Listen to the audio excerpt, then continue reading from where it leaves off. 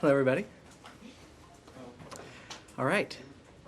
To begin, a few comments at the top, and then I'll be happy to take some questions.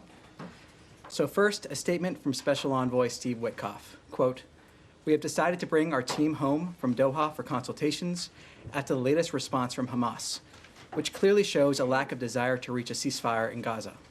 While the mediators have made a great effort, Hamas does not appear to be coordinated or acting in good faith.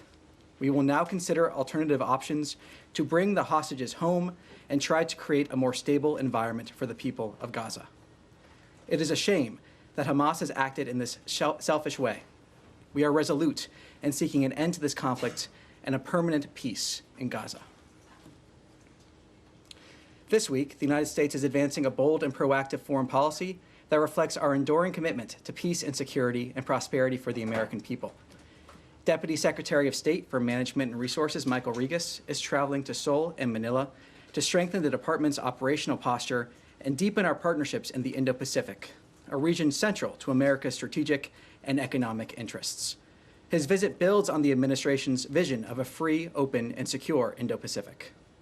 As the White House announced earlier this week, the United States is making significant progress on 3 major trade initiatives in the Indo-Pacific, reflecting our deep commitment to advancing economic prosperity and long-term security across the region.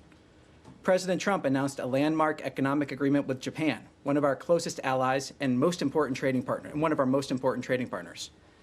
This historic deal underscores the enduring strength of the U.S.-Japan relationship and advances the mutual interests of both nations. The United States and Indonesia also reached a framework for negotiating an agreement on reciprocal trade. This framework is an important step toward expanding bilateral economic ties and will help unlock new opportunities for exporters in both countries. And on Tuesday, President Trump welcomed President Ferdinand Marcos Jr. of the Philippines to Washington. During the visit, the United States and the Philippines concluded a trade agreement that will reduce tariffs and expand market access, further deepening our economic partnerships with a key ally.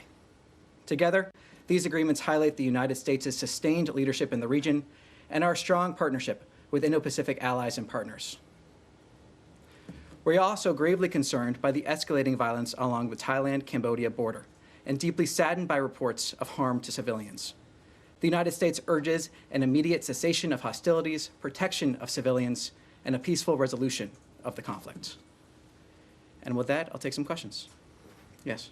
Thanks, Tommy. The Special Envoy's statement, does that suggest that the U.S. is pulling out of any sort of negotiating role in the Gaza ceasefire talks? What are these alternatives? Well, look, ultimately the statement speaks for itself, but the question has never been our commitment to a ceasefire.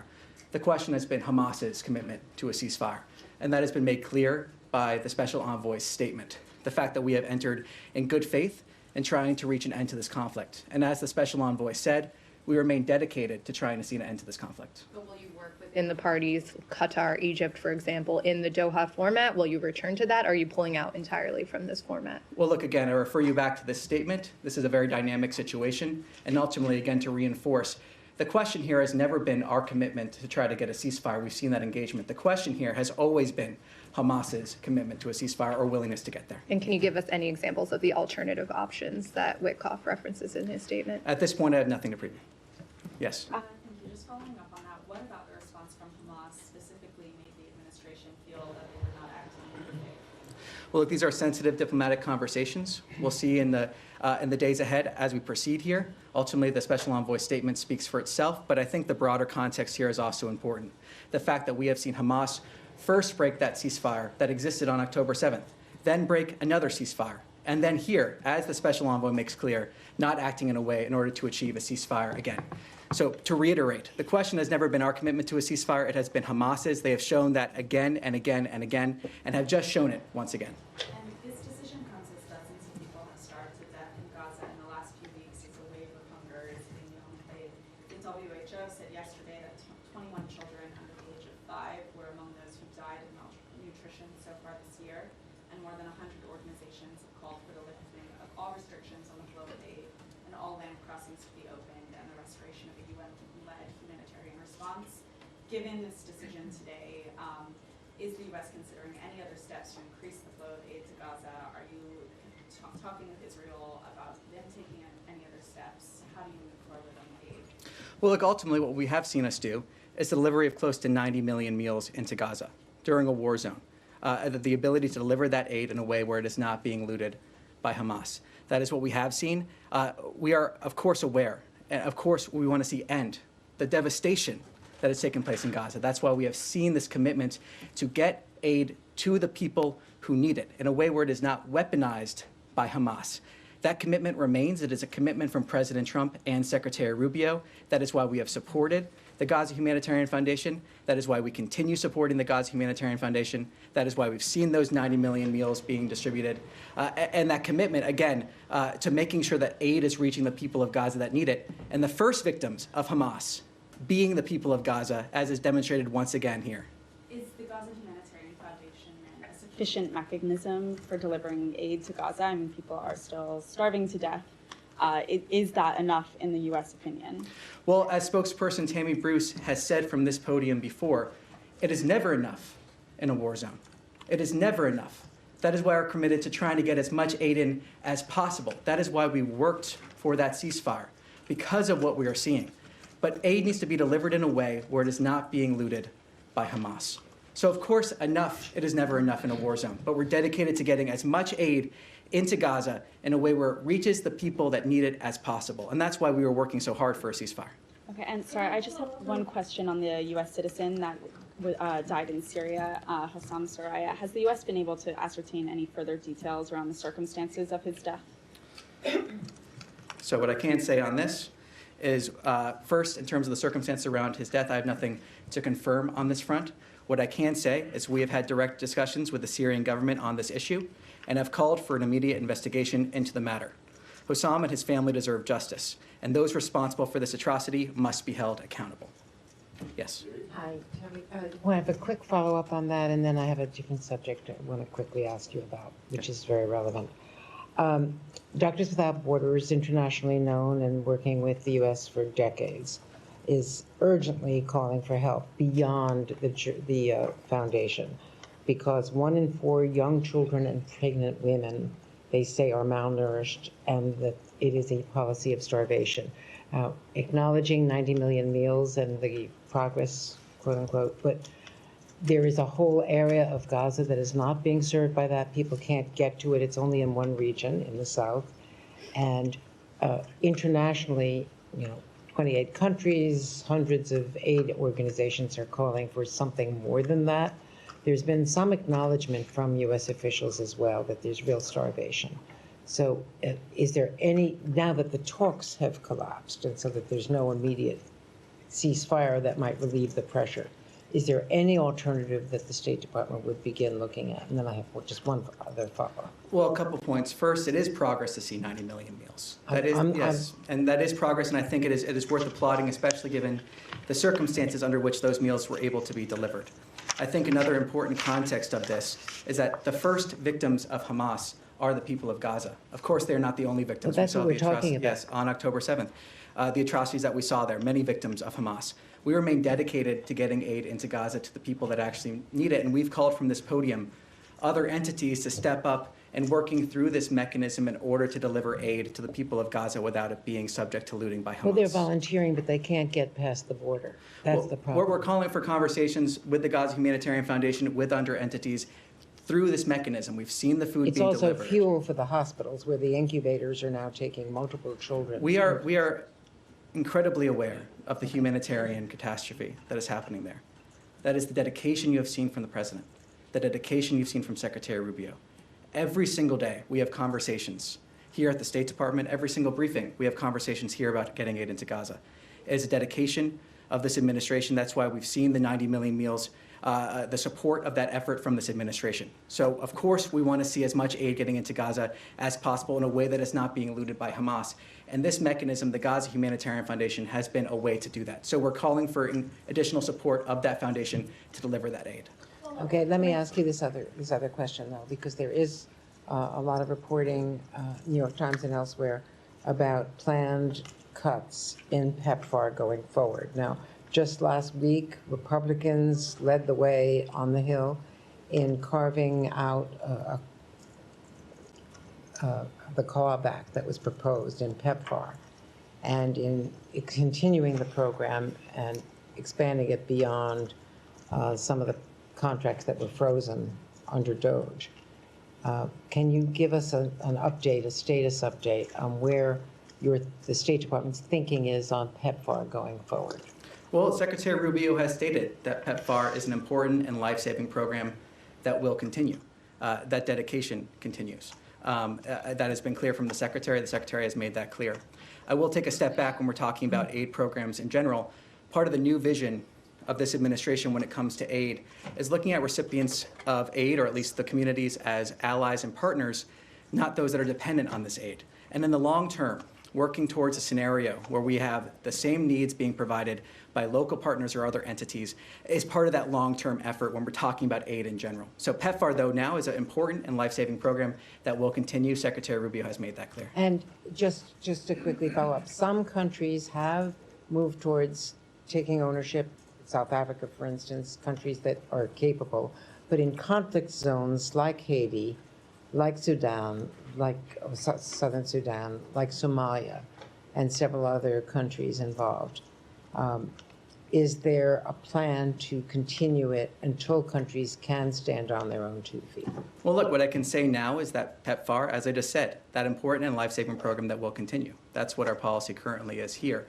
Again, talking about that longer term, when we're talking about aid in general, is when we're talking about those local institutions being able to fulfill a lot of those needs, looking at people as trade and allies, not as those that are dependent on aid. That's a broader aid vision that is from this administration, but when it comes to PEPFAR, as I said, that it will continue.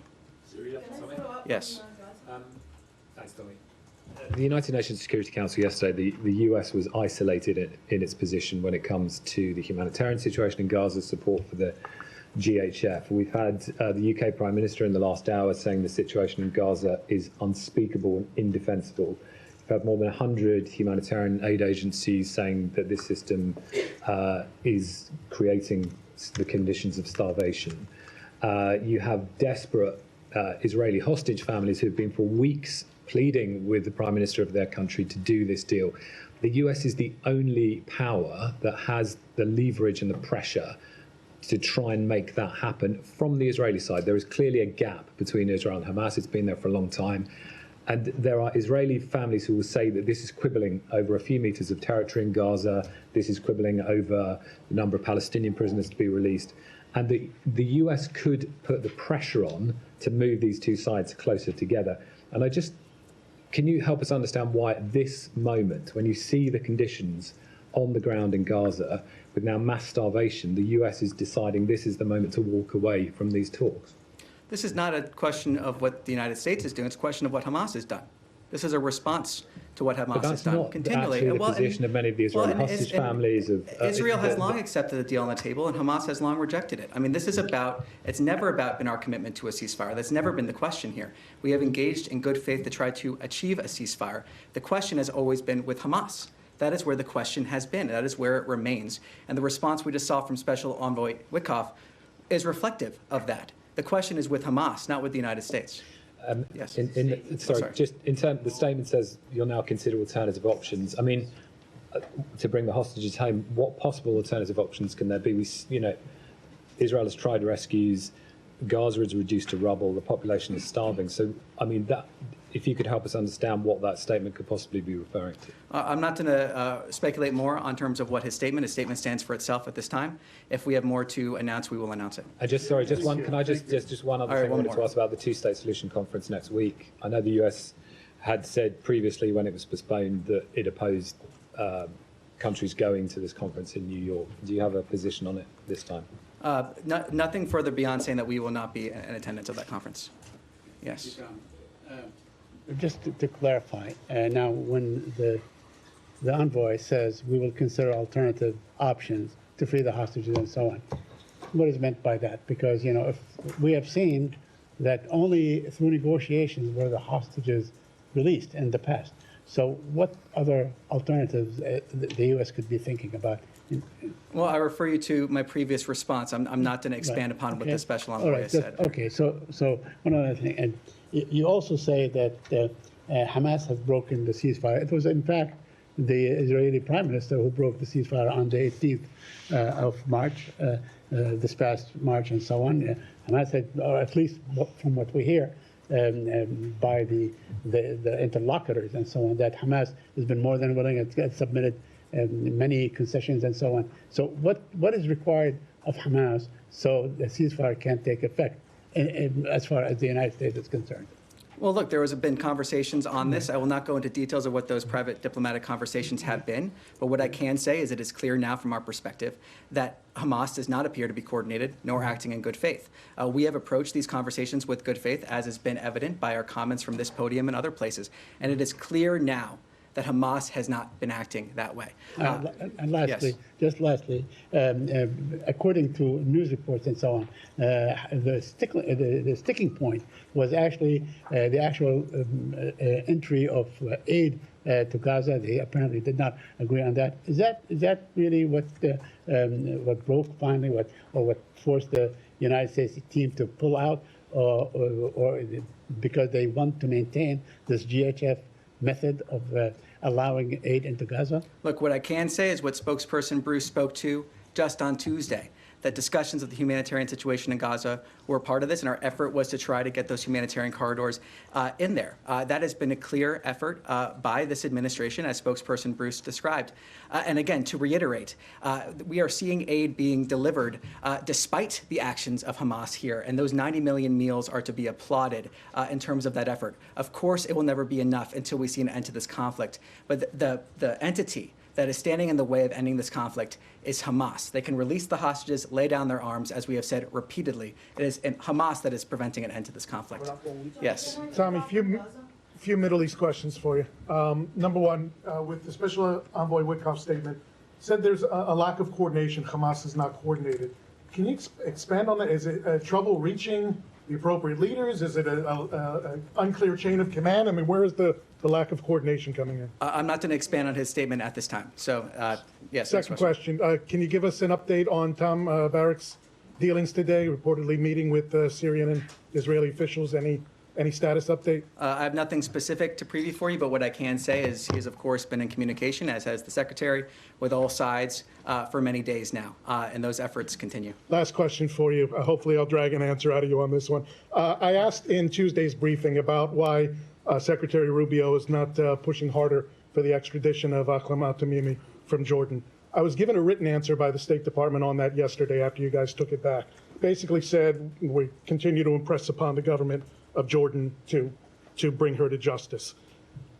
President Trump said on day one, his executive order, American citizens come first in American foreign policy, American citizens. Secretary Rubio put out his 3 questions. Every dollar spent, every program has to answer in the affirmative one of 3 questions. Does it make America safer? Does it make America stronger? Does it make America more prosperous? I'm sure you have these memorized by heart. $1.5 billion of foreign aid to Jordan.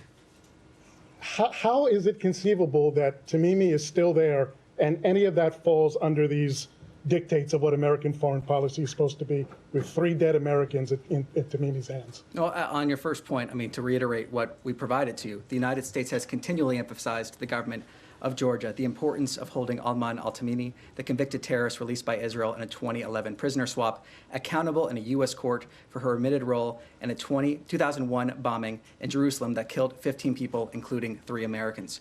The United States continues to impress upon the government of Jordan that Tamimi is a brutal murderer who should be brought to justice. It's not working. Well, and on the point in terms of our foreign policy, the president has made clear, the secretary has made clear through their actions that America is coming first. We've seen that with the Americans that have been brought home. We see that with the pursuit of peace around the region. We see that with a policy that is about strengthening our industrial base and making sure that we are advancing those interests wherever possible. We are continually emphasizing to the government of Jordan the importance of this issue, though in terms of the 3 that you mentioned, safer, stronger, more prosperous, those are not slogans here. They are actions. Those are North Stars that we fulfill every single day to the best of our ability, making sure we're advancing the interests of the American people in absolutely every single way that we can. Yes. Hi, thank you. I just want to follow up on Gaza. Sorry, you want to go? Would that be okay? Yeah, Thank sure. you so much. Yeah, Hi, sorry, I'm Miriam. I signaled she was next there, so I wanted to follow up, but I'll go after. Thank you so much. Abigail Houseland, Financial Times. So I know, to go back to Gaza, I know you all have said repeatedly that the situation and starvation that we're seeing is because Hamas is blocking progress. Or you've said because the UN organizations aren't willing to work within the framework of GHF and then that Israel has set for aid distribution. We all acknowledge, obviously, that Israel controls Gaza's borders completely, and it is limiting food to the population because Hamas has not agreed to its terms. I know this question has been asked in many different ways. I'm going to try this way. To be clear, is the U.S. government okay with Israel allowing children and adult civilians to starve so long as Hamas and the UN refuse to play by Israel's rules for aid distribution? I reject the premise of that question in terms of how that was set up. This okay? humanitarian catastrophe lies at the feet of Hamas, who could end this conflict today by releasing the hostages and laying down their arms. Hamas. That suggests that short of Hamas Excuse doing me. that. These kids are dying, doctors don't have Medicine, they don't have fuel. This is something that we have dedicated, the president and the secretary have been dedicated to getting as much aid as we can into Gaza in a way where it is not being looted by Hamas. It is something that we... Short of a excuse change me, by if Hamas, I'm the going U.S. to answer this government question. will stand by. I'm going to answer this question. We have been dedicated to getting those 90 million meals into Gaza in a way where it has not been looted by Hamas. We have been dedicated to getting aid into Gaza. It is something that the Secretary and the President have talked about, worked for. These discussions of getting more aid into Gaza have been part of that ceasefire we are hoping for. But again, the blame of this lies at the feet of Hamas, and that is the fact of the matter. Short of Hamas doing something, changing its behavior, the U.S. government will allow the situation to proceed as is. The U.S. government is supporting an effort to get 90 million meals into Gaza. The U.S. government is supporting an effort to get as much aid as possible to the people that need it without it being looted by Hamas. That is the actions of the U.S. government in terms of supporting that effort, and we call on others to support that effort to get as much aid as we possibly can. Of course, it will never be enough. It is something we are continually working for, to get more and more aid in what ways we can without being looted by Hamas every single day. Last question. Has President Trump seen images of the children or other civilians starving recently this week? What I Has he can been shown speak these to is images? President Trump's comments before that he has said publicly about wanting to get aid into Gaza. Yes. Thank you. The criticism against the Gaza Humanitarian Foundation is basically controlled by Israel. It's designed by Israel, it's controlled by Israel, and therefore is weaponizing the food against the Palestinians. Where before the creation of the GHF, it was 400 points where people can access the food.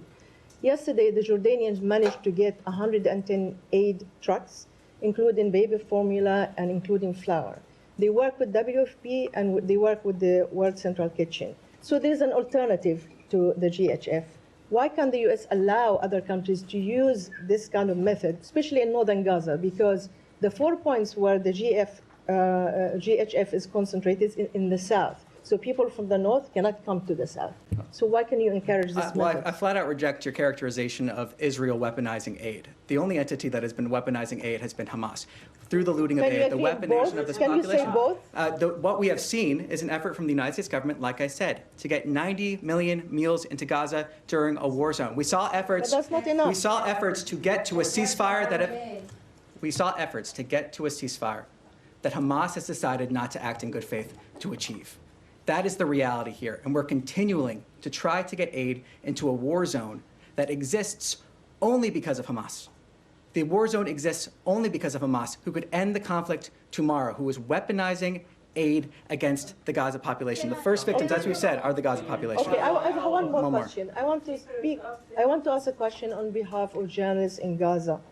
You and other spokespeople behind this podium, they always talk about the freedom of expression, the value of our work.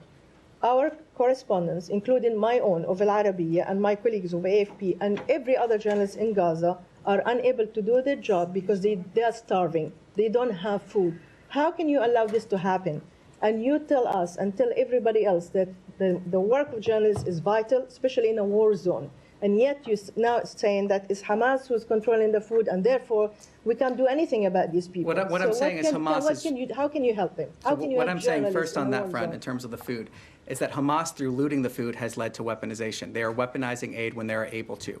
We have a system in place attempting to get as much aid into Gaza as possible in a way where it is not being looted by Hamas. That is the reality that we're seeing. That is the reality that we're pushing for, trying to get as much aid in there as we possibly can. Yes. Does the State Department have an official assessment of what the humanitarian or the food situation is? Is it famine? Is it mass starvation that we're seeing? Is there do you have an assessment? Well, I can say that we are acutely aware of the humanitarian situation on the ground. In terms of a specific assessment, I have nothing to preview on that front, but we are acutely aware. Is it something you're looking into? Well, we are very much aware of the humanitarian disaster that is there. We're very much aware of it. That again goes back to the commitment of why we're trying to get aid into Gaza. And quickly, because I have something on Syria, but just you keep referencing the 90 million meals. That's since May 27th for 2.1 million people. I think assessments suggest if that number needs to be closer to 350 million meals in order to get these people the food they need. So that's a big delta, obviously. What can be done short of assigning complete blame to Hamas? What can be done to improve GHF's ability to get food? Well, from the beginning, when this started, we did see a ramp up in terms of the food that they've been able to deliver.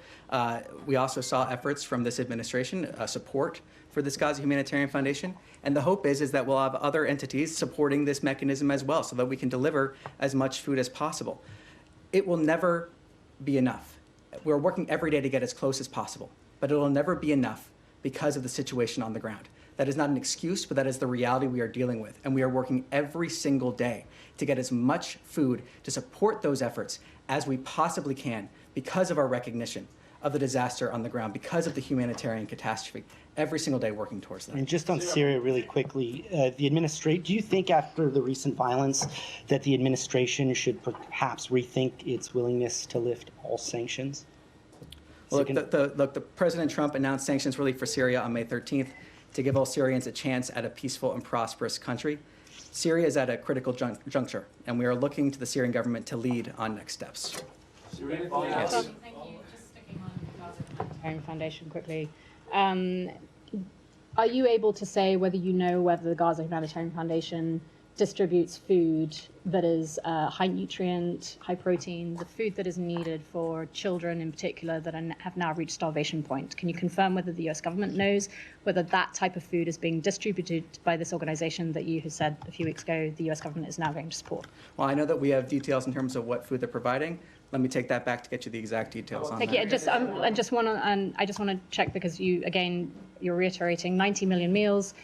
Is the US government aware of any mechanism that is being used by the Gaza Humanitarian Foundation to make sure any of those meals are getting to those that are now at the starvation point, to make sure that it is actually finding its way to the hospitals, to the most critical children that need it? Do you have any oversight on that? Does the organization have any control over that? Because it sounds like they only have control over their distribution sites, and once the food leaves, that's it. There's no way of telling where that goes. Well, in terms of the details, in terms of after at least distribution sites, I'll take that back and see if we can get more details on that. Thank you. Yes. Yep.